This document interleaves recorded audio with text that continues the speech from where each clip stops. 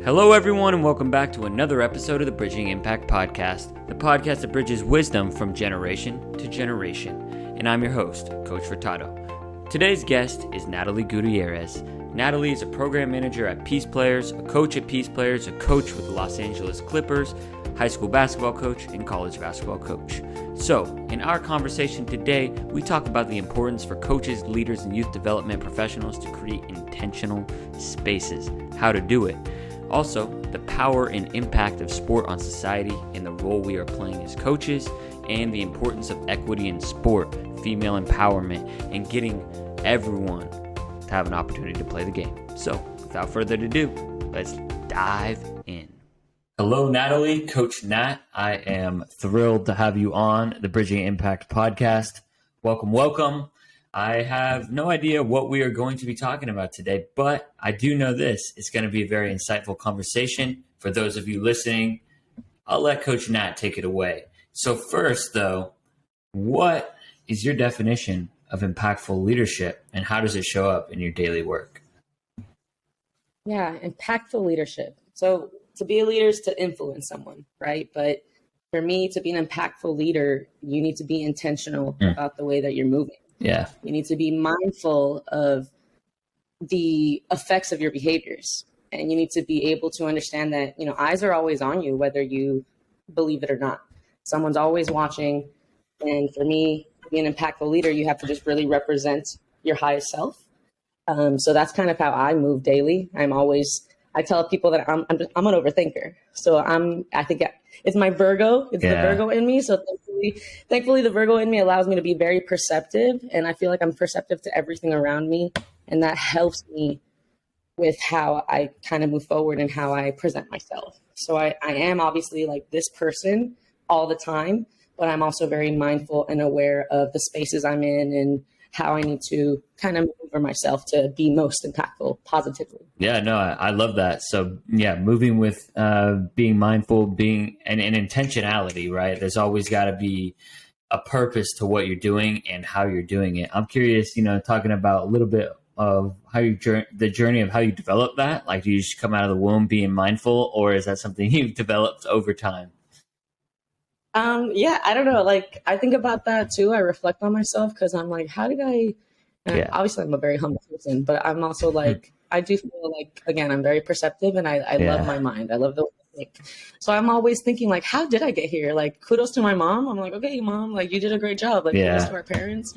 I know to a certain age, our parents really like affect the majority of our personality. And then obviously school and our surroundings do. And, other mentors play a huge part in that. Right. So that's how I feel like my development has gone. But obviously we all experience different traumas growing up.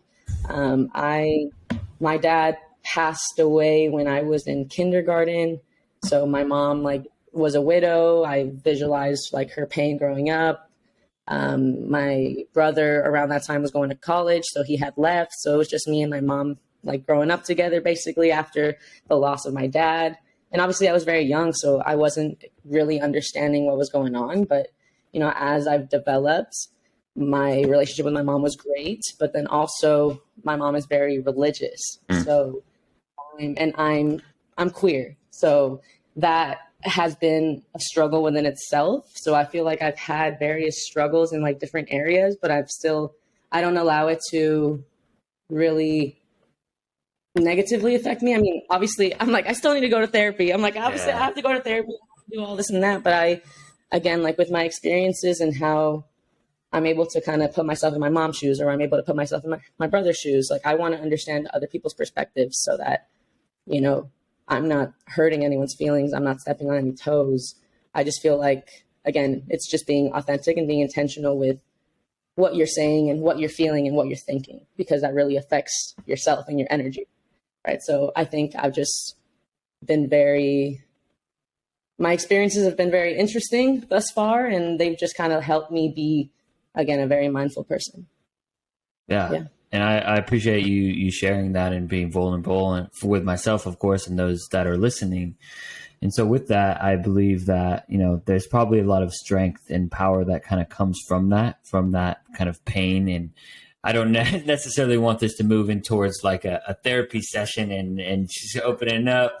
But with that, like you really so for those that are listening, Natalie and I worked together this past spring, winter at the Boys and Girls Club, coaching youth basketball. And so for those that are listening, like coaching that is very intentional and moves very intentional. And with the kids, like you're kind of bringing your experience and your energy. And this podcast is kind of about bridging impact and bridging impact to that next generation. I know that's something that's important to you. Definitely, yeah. It definitely is important to me to be able to positively impact the next generation. And I feel, I've been put on this earth to be of service to others. And I don't find any fulfillment or any passion in any other space outside of I feel you sports. on that. Like I growing up, like, or not even growing up, but just like I'm 25. So let's say 6 years ago, right? Working corner bakery or working like part-time jobs, I can care less about. I would call off in a second. If you gave me a call and was like, Nat, let's go to Disneyland, I'd say, let's do it, dude. I'll call off. Yeah. Right. Capitalism has no grip on me. But then fast forward, like I've always been a coach. If you were to call me on a day that I had games or a tournament, on a day that I had a really like a practice that was important, like I can't call out. I can't leave my kids. Like that's where I have more of a connection. And the same thing goes. That's why I found myself following my passion and following where I'm super intentional again and super just like a space that I want to be in. Like I need to everywhere that I show up, I need to make sure that I want to be there, because if there's any slight negativity in my mind or anything where I'm just like, oh, bruh, like why am I here? This is a waste of time. Then you're not getting the full Nat. So for me, I just want to be like the best version of myself, and the best version of myself means I need to put myself in the spaces that, fulfill me. And that's any space where there's kids, any space where there's an opportunity to make someone smile, any space where there's an opportunity for, me to use basketball, me to show others or show kids how basketball can impact your life, not only on the court, but off the court. Like everything that I am has been because of basketball. I've played since 9 years old. Basketball is like something that my mom and I share, and she played basketball as a youngin back in Mexico. And now like I use that. I think I played basketball possibly to hold on to that connection with her, and whatever, it's kind of progressed into much more. And now I'm like getting close with Nike. Now I'm working for PeacePlayers, an amazing nonprofit organization. Now I'm a college coach, a high school coach, doing this. Like I'm just, I don't know. I texted Steph, right? I was like, I don't know how I got here. I don't know how I got so lucky to be in this position, but it's also, when I tell myself that, I don't like hearing it. Like, no, we're you too. Like, we're very intentional with the things we do. Like, we're not just like going through life casually strolling everything. And it comes back to setting goals, and it comes back to being just a driven person. So I feel I'm a very driven person, and whenever I reach a goal or anything, I'm always like, okay, what's next? Like where there's never a ceiling. So with that kind of motivation or with that mindset and determination that I have, I kind of want to just push that onto every kid or anyone that I meet, and just hopefully have that positive impact. Yeah, no, I love that. And it's kind of amazing what a circle can do for us, like obviously for the kids, but also, for and giving you an opportunity to live life and with purpose, right? Because you talk about it, we have to unfortunately make a living, right? And so isn't it amazing that we can get paid to play sports and coach youth? And I want to talk about a little bit of the impact that sports has had on you, maybe growing up, that influence, obviously, kind of like the foundation. You briefly mentioned it about maybe potentially that connection with your mom and back to Mexico and to kind of your roots, right? And I think there's something that's so wholesome about sports that it's just so transferable, and you can go and play in Mexico or somewhere in Europe or in Africa or in Asia, right? Like it's all basketball, and like having that common good to unite a group of people. Right. Yeah, no, absolutely. directly myself, like you said, I mentioned my mom. My mom had direct impact on why I chose basketball instead of soccer or softball or anything. I was a tomboy. I loved any sports, but I gravitated more towards basketball, and I assumed for that reason. So that was obviously like the hook. But I always surrounded myself with boys growing up, and every nutrition and lunch, I was at the playground shooting hoops, or I was playing kickball or anything. Like all my girlfriends would be having lunch, chilling, chit-chatting. And I'm like, yo, this is our time to play, like move around. So I've always been a very active girl and like just a very energetic person. Right. So that was another factor that kind of pushed me towards basketball and just competition. And then continuing on, like I played basketball first at a rec, and I was fortunate to have a couple very like trustworthy and great men, great dads coaching our team. So they had a super positive influence on me in the sense that they were very nurturing and believed in me. So yes, like I didn't have that female representation as a coach growing up, but I still had positive like male role models. And I was very fortunate to have, throughout my career, like I had positive male role models. I was actually talking to this with someone before, but I never had a female coach until I was in junior college.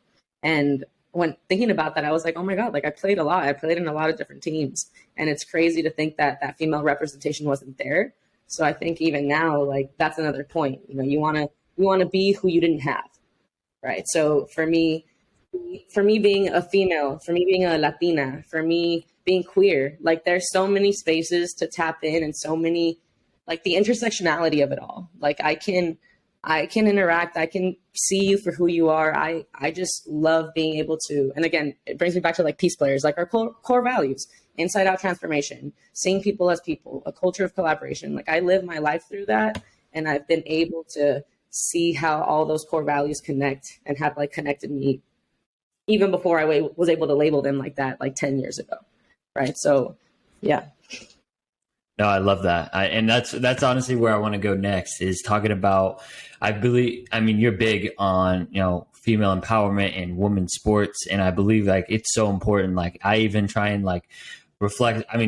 There's no secret. Anyone watching this on YouTube, or now you can watch it on Spotify now too. I'm a white dude, right? Obviously. And everyone looks like me, and maybe because I feel like more empowered because I've always seen people empower that look like myself. And I think it's really important for, females and Latinas and, people that are queer to see their, someone that they can relate to in a position of power and in coaching and leadership that they can look up to and be like, I can aspire to do that. So can you talk about the importance of that and kind of the generational shift that you see? Yeah, the importance in representation is huge. And I recently wasn't really reflective or aware of my impact or how, like, who I represent until like last year, Nike spotlighted me for their Latino Heritage Month. And I was someone who like they wanted to project out there and kind of embody the like cultures and themes of, Latinos and really focus on family. So that made me think like, okay, what am I doing for the Latino community? What am I doing for women? What am I doing for, the queer community, the LGBTQ plus, right? So I'm just like, there's so many, it's overwhelming. It's overwhelming when you understand how important representation matters, especially when you're viewing yourself. And then when you take a step back and see how you're literally just like a little piece of sand or a little piece of salt amongst like, I don't know, like the beach, right? So it's overwhelming to say the least, but representation is so important because like I said, when I was growing up, I didn't have a female coach. If I had female coaches, I wonder if I would have turned out a little bit different. I don't know, but that's what I'm saying. Like, I don't regret my upbringing. I don't regret the lack of representation. Like, I don't know how I turned out, but I did. And now it's kind of my thing is, if I turned out like this without female representation, imagine how other girls are going to turn out with more female representation, with people that are able to have conversations that matter.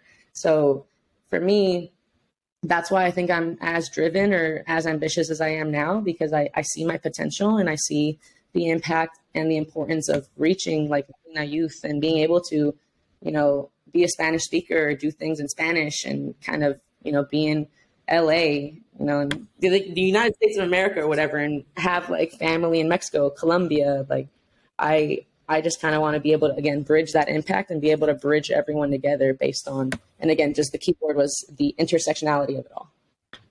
But I think you had a second part to your question, so maybe you want to repeat that one for me, and then I'll go on that. Yeah, it's just like, where's the shift that you see? You're talking about the intersectionality, and I do believe, progress is a lot slower than it should be, but I believe that, sports should be more inclusive, right? And my follow-up question is, how do we, continue to include people who are often maybe forgotten in sports, especially, kind of basketball is my mind, but it could be other sports as well.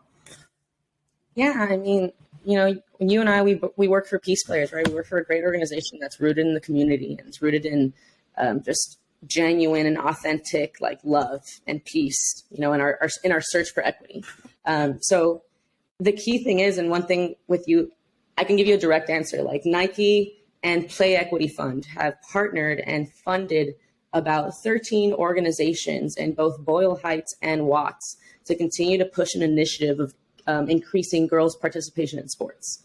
So they like big names, like big brands, like organizations like that coming into the community with genuine like care and an authentic mission and purpose. That's how we move closer. And having people like myself in organizations, having a coach like you in an organization, like that's how we're able to really impact on a ground level, right? Or on a local level. And thankfully, with PeacePlayers, again, that's literally what we do. We're right on the ground. We're making sure that we are meeting up a certain quota with our girls' participations, like being specific and making sure that we're not like, oh yeah, it's okay, like we can bump up numbers. Like there's no need to lie. Like we're also very genuine, and we want to all accomplish this goal.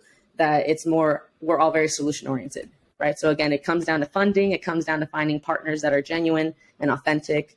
And it comes down to just being able to, again, to find people that are willing to push through any conflict to make sure that we're reaching our goal, right? So. Yeah, and it kind of goes back to what you were talking about at the beginning of intentionality. Like if we're going to because I mean, a lot of times I think we had discussions towards the end about, and there was a quote from MLK that, something about a day of when philanthropy is not needed, right? And I believe, kind of the Nike and some of these bigger companies coming in, and that is technically philanthropy, and we're working towards on the ground level to be a point of like it's equitable, and everyone is involved in playing, and there is no need for these funds, right? So with that being said, I am curious, how do you see PeacePlayers' role expanding from the local level to the state? And this could be other than PeacePlayers. It could be Nike. It can be just like kind of our topic, going from local level to state to national, and then obviously global, right? PeacePlayers is a global brand. Yeah, I think I was having a discussion with Wayne about this, and about how service versus action, right? Like being able to talk about, because we were having a discussion with wanting to focus on the individual and individual growth, but then how does that in a larger scale affect the community? And how can we not only impact an individual, but how can we make sure that, yes, we're addressing this individual, but we're actually creating action, or we're actually there's an activist or an activism aspect to what we're doing. Right. Because I feel like, in order to make change, like it's systematic. So for us, we're at a very ground level where we're addressing things directly. But again, it takes big names, it takes policymakers, it takes a lot of movement and a lot of just push. So that's why, again, I go back to within PeacePlayers, like we celebrated our 20th anniversary, right, of being a global movement, being in South Africa, Northern Ireland, Middle East, Cyprus, we're out there. And within the US, being in Brooklyn, Chicago, Detroit, Baltimore, LA, looking to expand to another state as well, we're definitely, expanding within states. And then at a local level, it's just being consistent. So for us, our focus is just Watts and the South LA area. For me, I think someone had asked, so what's the goal? The goal is to just be consistent and develop trust, and to be make sure that we're authentic, and make sure that the community sees us as not an organization that is just here for photo ops or is just here for, just to meet a quota, or again, make sure that their funders are satisfied. Yes, of course, in the nonprofit space or in any organization, like, yes, you need funds, but also, we're rooted to our purpose. Like, the funds is the unfortunate capitalistic part of our society. And like, we have to work along with capitalism, but to a certain extent, not to an extent where, we're overly driven or overly like money hungry, or of like lose our purpose. So at a local level, again, intentionality on authenticity. As grants like a state level continue to expand and to continue to communicate and continue to remain connected. Within PeacePlayers specifically, we have at least 2 meetings a month where every staff from every site comes together and we exchange ideas, or we review what's going down in Chicago, what's going down in Baltimore. How are you guys doing this? How are you guys doing that? It's the collaborative piece. And then again, just in a larger scale, how do we break down systematic issues? How do we break down systematic racism? How do we talk about gender equity? How do we talk about, all of these cases that, and again, it gets overwhelming. Like for me, I'm very transparent in the sense that when I take a step back, like I'm an overthinker. I can continue to peel the layers. I'll peel the layers until I feel like I'm useless or like I'm not really doing anything, because like, again, in the large scale, we're just like a grain of salt. We're literally just a grain of salt. So how can I be empowered by my own impact, and how can I truly believe in what I'm doing, and that, hopefully, let's say I'm coaching Osvaldo, I'm coaching Mary. Hopefully whatever Mary does, maybe Mary, I impacted her to the point where now she's going to be the policymaker. Now she's like, I don't like this. Now she's going to go study. So it's always the hope that because we're moving so authentically, the kids will notice that. The kids understand that, and they'll be so positively influenced and so inspired, right? It's the key is inspiration. Like, can you inspire someone to cause change or create change? If you're already at a point where you feel maybe this is your role, like this is how you inspire, great. Now let's try to see how we can inspire others to go even more, right? Go beyond your impact. So I think that's, I know I kind of like ramble on it, but I guess like you said, it's very conversational.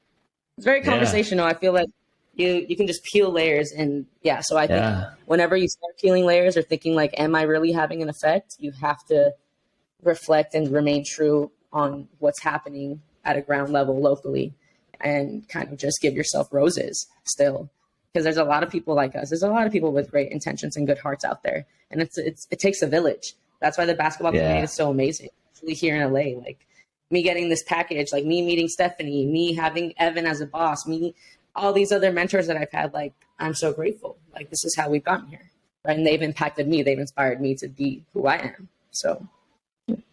Yeah, no, that's beautiful. And with that, I share very similar feelings of like, I sometimes I'll go, full broad spectrum. And like before this, I had a podcast called the Better World Challenge, and we had like 5 different focus areas, from like poverty alleviation to like climate change and education. And I was just all over the place, and I never felt like I was doing enough. And especially when I came to LA, I felt like such a small number, but it also almost helped me like recognize, like, I want to be a very tasty grain of salt, right? Like I want my grain of salt to really like have some effect. I don't want it to be, I guess, a cheap grain of salt, or I don't even know where I'm going with it, other than like, I want to be very intentional with the salt that I bring. And I feel like that's what legacy. It also has to do with like leaving a legacy. Leaving a legacy. So what's the legacy you want to leave? Right. Me? Yeah. I want to leave. I don't know, man. I literally every day I'm just like, so what's next for me? Or like, what's even like talking about Nike. I'm like, I don't see myself, or I can't see myself past PeacePlayers right now. I'm so like present in the space that I'm at, because I feel like I'm exactly where I need to be. Like that's how I 100%. Feel right now. And I think that's maybe why I can't so much see ahead. And like with Nike, I'm like, okay, well, like I told you, I'm like, I'm very ambitious. There's no ceiling. So once I feel comfortable, I'm like, okay, well, what's next? Like, and when? No rush, but I just like setting goals and I want to know what's next for me. So legacy wise, I literally just want to make sure that like, if people want to, I want people to know me for something positive. Like if it's my energy, if like you walk away only remembering me for my energy, cool. Maybe you'll remember one thing that I did and you'll continue to do it. Like, or like I think of my dad, right? My dad passed when I was younger. Like I want to have children because I want to like have his last name continue on. I kind of just think of like, even like minutely, just like a last name, like leaving that legacy. Like my brother, who's my dad's son, had a son. So now I know for sure that legacy is continuing on, or at least the Gutierrez name. But as for what legacy, I just want to inspire people to want to have a legacy or to leave a legacy. I want to inspire people to be passionate about something. Because one thing about me is when I meet someone who I feel doesn't have direction or doesn't have something that sparks them, I get worried. And then I feel like, let me help you. Let me kind of direct you. Because if you're going through life without passions, or if you're going through life just like a leaf blowing in the wind, which is cool. I also go with the flow. It's very it's important to go with the flow at times, but I also think it's important to understand your purpose. And when people don't know their purpose, I also want to be able to help guide them or help them figure it out. Because I think living life without a purpose is probably very, very, very stressful. I can't imagine it. I'm like, couldn't be me. I was like, couldn't be me, man. Couldn't be me either. Couldn't be me. Yeah, it's kind of that balance, that art of being able to be intentional, but also go with the flow and be present, kind of like you're talking about, because that's something that I struggled with, especially last year. And it's probably also, because of the pandemic and other anxieties maybe I didn't address. That's a whole nother episode, right? But I just wanted to be somewhere else so bad. I'm like, let's go. I can't wait till I'm this age and I'm making an impact doing this. Right. And so I've really had to work on I feel good about where I'm at too. Right. I'm also an ambitious person. Like I want to go here and here, but I also know now that we're getting to that age where I'm starting to miss certain eras, different college days or, even last year and working at the Boys and Girls Club, there's some of the things okay, where I'm at right now, I know I won't be here forever. So I want to make the most of it. Right. I want to live that passion and purpose. And I'm curious, with you and working with, different athletes, how do you what's kind of your tactics and way of finding motivations for players and making sure that they play and obviously live with purpose as well? Yeah.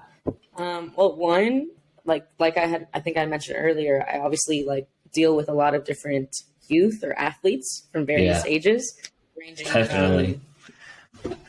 from 5 years old to oldest, maybe 23 years old. So for me, again, it's whatever space I'm entering, prior to entering the space, I reflect on why am I here again? Who am I here for? Or, what team, where am I? What side am I hitting right now? What team is this for? And I'm also really good at compartmentalizing. So I have a lot of different storage files in my head. And whenever I pull up to, let's say, Boys and Girls Club, all right, I'm pulling up, and I talked to you about this earlier. I am gonna finish that song that I'm listening to in my car because I need to make sure that I'm myself. I want to make sure that when I walk into a space, I'm ready. I'm full, so I'm ready to unload or give you what you need because I came here ready to go. So that's step one. Then step two is, again, because I'm able to compartmentalize. Once I'm in a space, then I'm able to kind of form that relationship with a kid or, with a young adult, whatever, a teenager, whatever. And I just care, Justin. I don't know why. One thing about me, I'm really good at memorizing athletes' names. I'm horrible at memorizing adults' names. That's funny. When it comes to kids, I'm yeah, I got you. But when it comes to adults, for whatever reason, I'm sorry, I only have a mental capacity to care about my kids, the participants. About the future. I only have capacity to service who I'm here to service. And that's why when I meet someone, I need to write it down, or I make sure that I save someone's number, I write their name, but I also write, where I met them or what organization, because that's just with adults. That's what I need to do. But with kids, you could tell me, and you could be okay, name a kid from here and tell me something about them. I can. And it's just because I'm that intentional when I enter space. I make sure that every kid knows that I saw them and that I made an effort to say hi, because I know how important it is. I know how the effect of literally simply fist bumping or saying, hey man, how are you? Great shoes, like complimenting, anything like that. It doesn't even have to be such a deep conversation. You don't have to have deep relationships with every kid. As long as you just see every kid and acknowledge every kid, there's power in that, right? And then we can fast forward, like, and I'll give you like a little anecdotal thing that happened last night. Last night I went to the Dodger game. I'm driving, I'm pulling out. I have friends in my car, and a parent, one of our PeacePlayers parents, texts me, and she's like, or she calls me. She's like, hey, are you up? And I'm like, yeah, of course. Like, what's going on? And she's telling me that Hillary, one of our PeacePlayers kids, who's actually going to the friendship games, and she's been with us since PeacePlayers been a thing in LA. She unfortunately fractured her arm last night, and she was playing basketball with her brother outside their house. And whatever happened, and she fractured her arm. So here's her mom asking if she can speak to me or if Hillary can talk to me, because Hillary's basically like hysterically crying, having a panic attack because she's stressed out about her arm, doesn't know how that's going to affect her. But here's her mom calling me. Like, her mom feels like I can ease her daughter's pain, or I can, like, my words will help, like, ease her daughter, like whatever emotional anxiety she's feeling. Like, that was big for me. And the fact that it was like almost 11 o'clock at night. So I'll be available for whatever is needed if I'm available. So I answered the call. I was like, sorry, y'all. I was like, sorry, I'm gonna put this on speakerphone. I have to attend to this. I'm driving, dropping everyone off, but I'm having this conversation with Hillary over speakerphone in my car, telling her, like, it's okay. Nothing, everything happens for a reason. Your participation in friendship games is not going to be affected. If anything, you just can't play basketball. But PeacePlayers isn't only about basketball. PeacePlayers is about leadership development. It's about making friends. It's about, learning and absorbing your surroundings. So I had to really talk her down. So for me, again, that was just like an example. Like I had to tell her, like, I love you, Hillary. It's going to be okay. She's like, I love you. I love you too, coach. Thank you. And I was like, yeah, you're welcome. Like, call me. I was like, call me, text me, whatever you need. And I actually have to, that reminds me, I need to call her mom back, because she FaceTimed me like an hour ago, and I totally, so then there's options like that. I do, of course, because I have a lot going on. Sometimes it does pass me, but then again, I remember. So that's the curse. The beauty is that I'm accessible to a variety of people, and I'm so intentional that I will listen to them and I will provide whatever advice is needed. The negative is that because there's so much people, or not so much people, I'm ready for more. I'm like, come on, I want more. I'm not limiting myself, but I am saying I'm very mindful as well of, spreading yourself too thin and not being able to fully give 100% to everyone that you interact with. And that's something that I'm learning, or I'm trying to build up on, because I want to be able to continue to multitask, or continue to have 20 kids in A, 20 kids in B, 20 kids in C, 100 in D, and be able to still, be 100% in every area or facet of my life. So that's my challenge, or that's what I'm working on. That's a beautiful story. And I'm going through a similar thing right now, maybe not with as many kids, but just in general, I'm learning that if you give energy to one person, that means, technically less energy for another person during that day and time. Of course, there's another day. And then, of course, you have your work and your responsibilities. So it is that intentionality of prioritization. But I do, going back to what you were talking about, that's something I've tried to adapt to, is giving daps to every single person. And if I do have time, before practice, just making sure I try and ask them something or comment something that's outside of basketball and outside of the realm, that just kind of acknowledges their humanity. And I think that's a big shift that I see happening, with coaches and just hopefully in general. I know we've had a little bit of a discussion about differing philosophies from older coaches that we've both probably worked with. I'm curious, as we're both not, young, new coaches, what's something that you want to shift, from older generation of coaches to our generation? Yeah, well, I'm a strength-based coach. And I'm also just very, I'm just positive. There's no room for negativity in my coaching space. So again, with that said, Hold on. Ask the question again. I was about to say something super great. I was about to drop gems on you, Justin. Oh, wait, it came back to me. Don't worry. It came back. I don't want to say I strongly dislike, but I don't like watching it when I see a coach being traditional, like quote unquote traditional. So let's define it. Let's define it. So for me, traditional coaching is, I've been coaching for 20 years. This is my philosophy. This is my principle. This is what I've been doing. I'm not straying away from what I've done for 20 years. Okay, great. Do your thing. And within that is probably, this is my expectations for players. If that my players don't meet this expectation, peace out. There's a lot of people that I can find, or there's people that will work for me or do whatever it takes to get up here. And it doesn't need to be you, right? So it's a lack of, I can't even. I'm like, I can't even. So that's like an example, right? And then for me, like being strength based. If I've been coaching since I was 18, so that's 7 years. So I'm like, okay, I've been coaching for 7 years, but every year I've coached differently. Every year I coach based on my group. Every year I coach based on the different personalities I have, the relationships I have with them, what they need from me. It's never, Nat, what's your coaching philosophy? I don't know, man. My coaching philosophy is I'm a chameleon. I shift and bend according to what I have and what they need from me.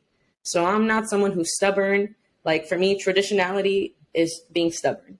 Like for me, that's why I say strength-based. If I have a team of 10 and Justin, you're only good at defense. Okay, Justin, I'm not gonna make you feel like you're not up to par with my team. I'm going to make you and put you in positions for you to succeed. If you're a defensive stopper, I'm going to sub you in when I need you for defense, and I'll be subbing you out for offense. It's okay. And I'll have that conversation prior. I'll have that conversation with you prior, and I'll make sure that you're aware of it. And if you tell me, coach, I want to be more than a defensive stopper, then I'll say, okay, but you need to work on it. And then I'll work on it with you. I'll give you some time, but this is where you're at now.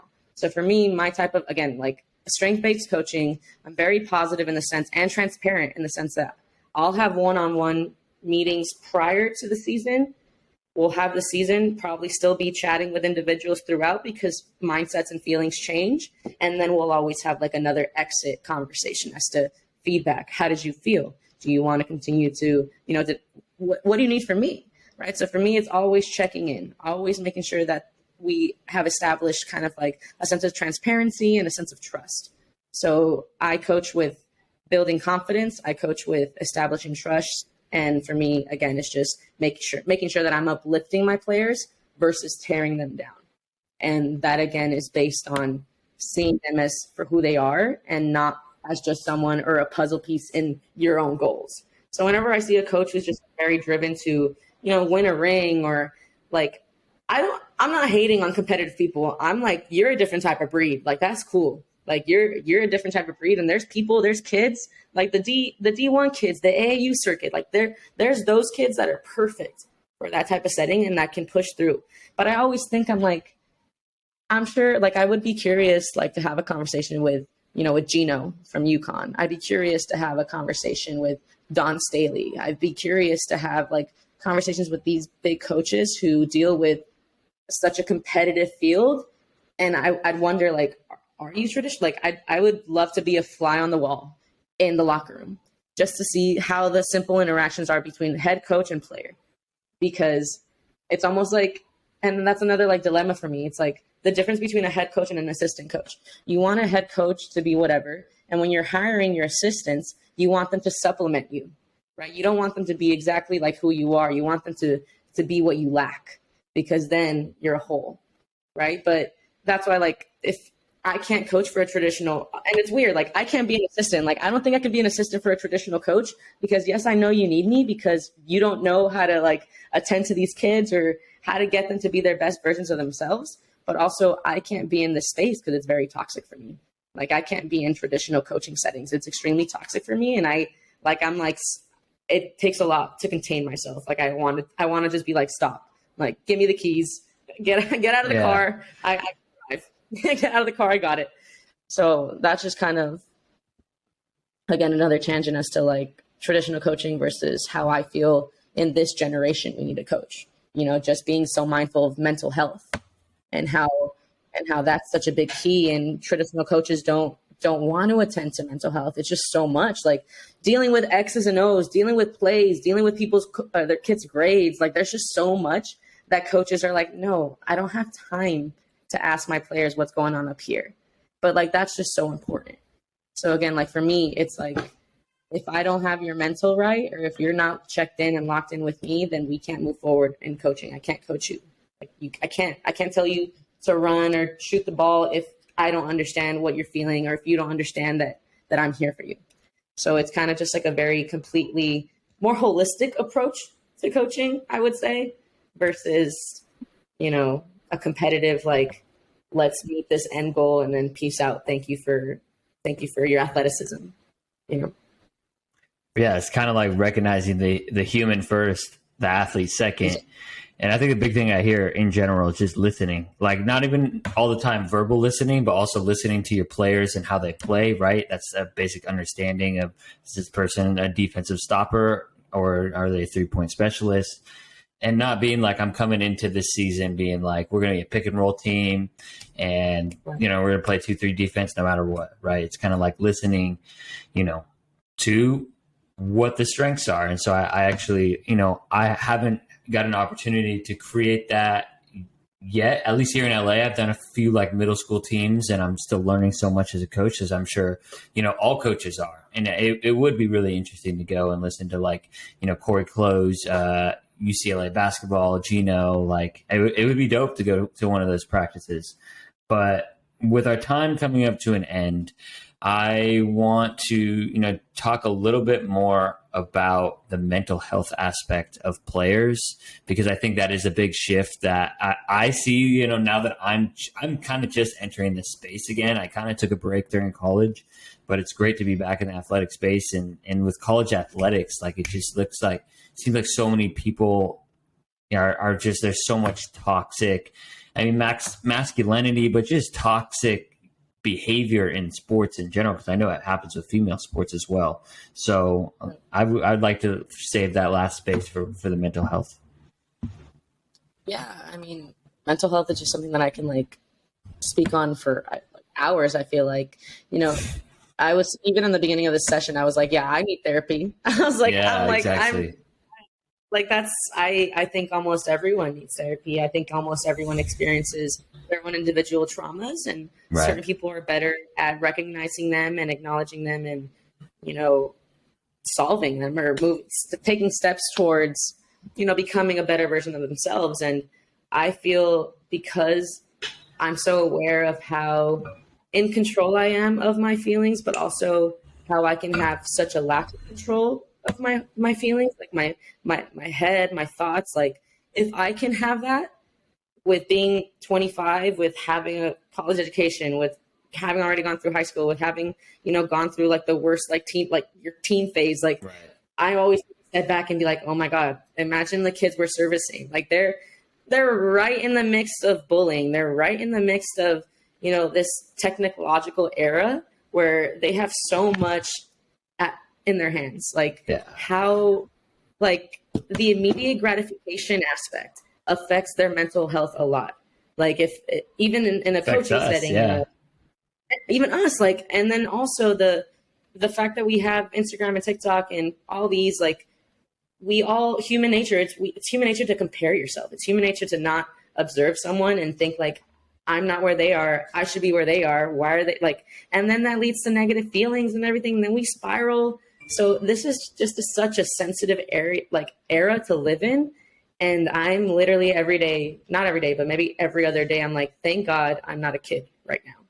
Because I feel like going through a pandemic, losing some social skills, how like a big thing for me coming out of the pandemic or leaving the virtual space is, how can I help our kids relearn how to socialize?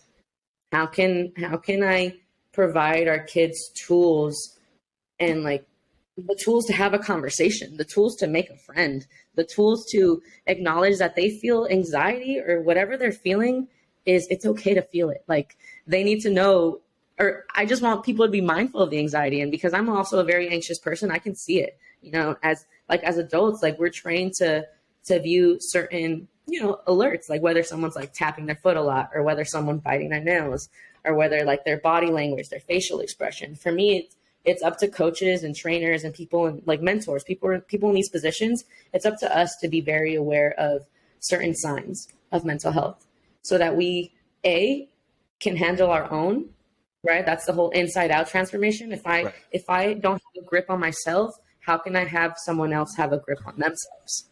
Right. So again, I just think it's extremely important to have those conversations with kids and also share. Like, I'm not afraid of telling our kids, like, yeah, I was very anxious this morning.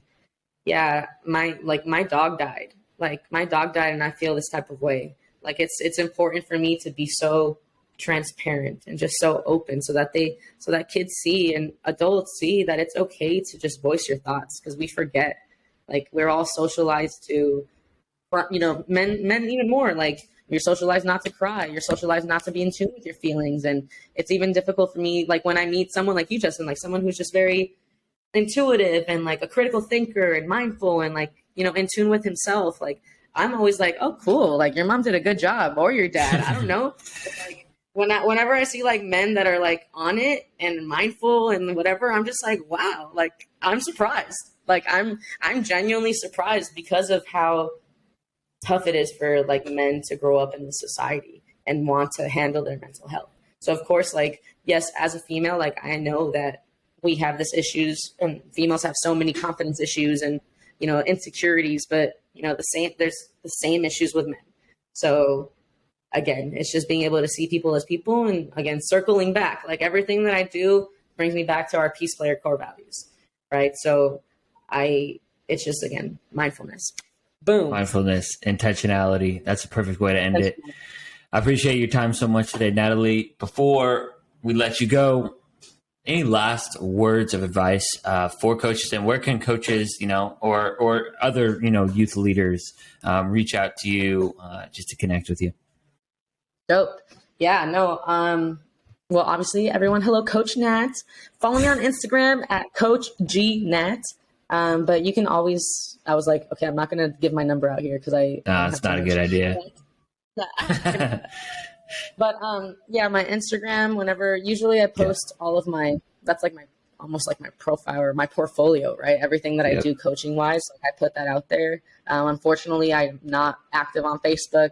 I do have a TikTok, but that's more of like I don't know. I feel like I want to tap into that space with coaching, but I'm also in my own head where I'm like, I don't know if I'm like that type of person who can like vlog or give you tips and be like, hey, blah, blah, blah. I'm more of the person like, hey, you have a problem, like message me individually and I will definitely make time. I'll at least have one conversation with you. But yeah, follow me on Instagram. I work for PeacePlayers, so look up PeacePlayers on the website. I work at LA Valley Community College. I'm the coach for the women's basketball team. I coach club. I work for the LA Clippers as well. So I kind of just like look for me in a gym near you, basically. Look for me in a gym near you. All right. Me in a gym near you. I love it. Thanks, Coach Nat. All right. Of course, Justin. Thank you for the platform and the opportunity. Thank you for listening to this episode of the Bridging Impact Podcast.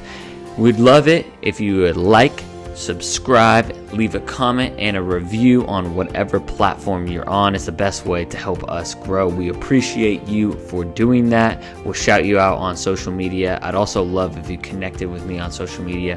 Let me know your thoughts. And this is why I do it. I want to share knowledge and wisdom from experienced leaders to people like yourself and myself, so we can have this dialogue and move forward, make an impact on the world. So stay tuned, stay subscribed. Cheers.